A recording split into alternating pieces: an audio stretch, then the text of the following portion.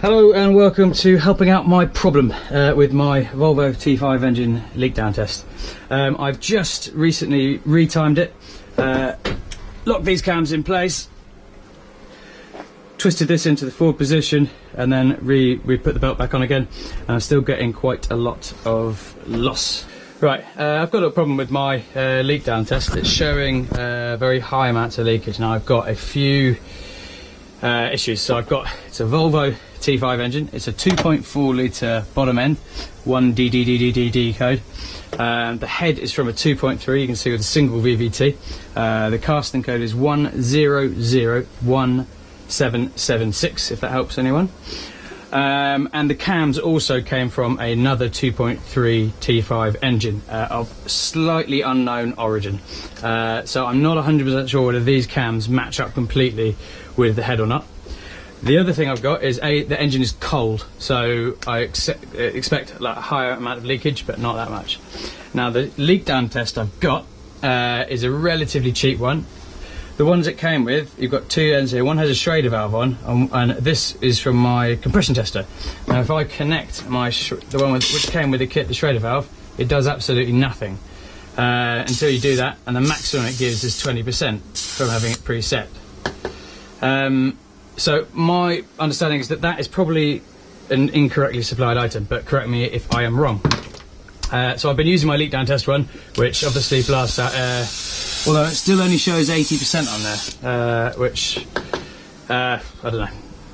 Anyway, I've got this at top dead center on the compression stroke. I've marked them all off on here so we can see where we are, and I've also checked it with the spanner in there as well. So the valves are down. So when we connect here,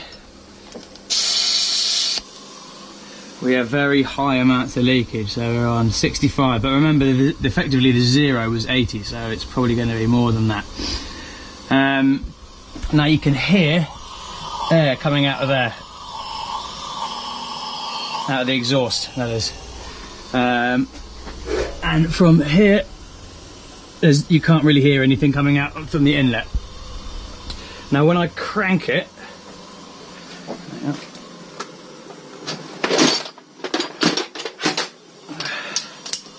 I wouldn't do this under high pressure. This is at a very low amount of pressure, so it's not got enough to rotate the engine under its own force. So right, I'll do them in, what are we doing then? 90 degrees, so 90 degrees,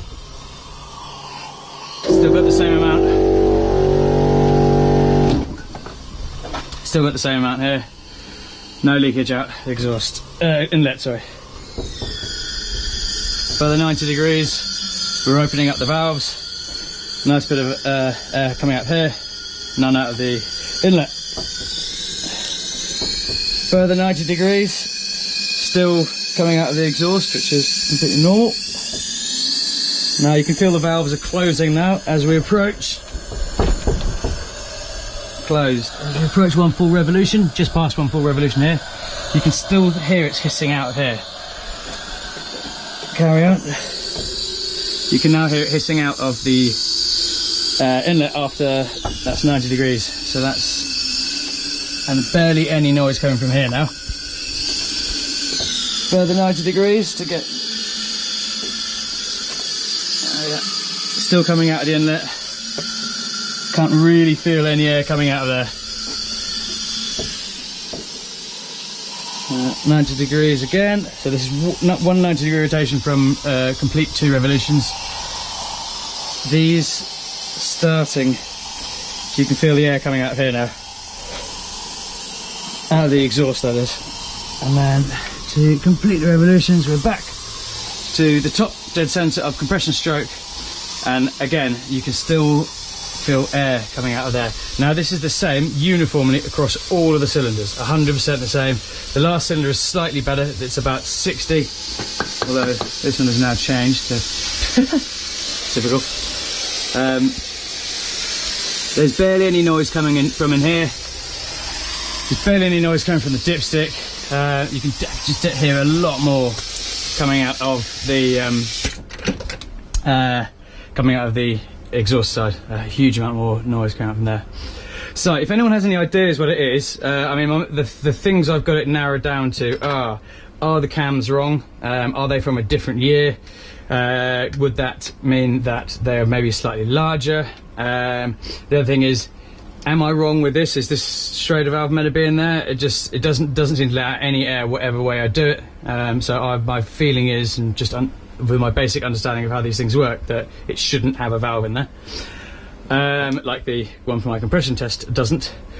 Can I gap these valves? Can I gap them at all? Do they need gapping? Because I know they're solid, so I would assume that you can, even though I haven't done it on these engines yet. Other than that, or is it just because it's a cold engine? Is it letting out all the air?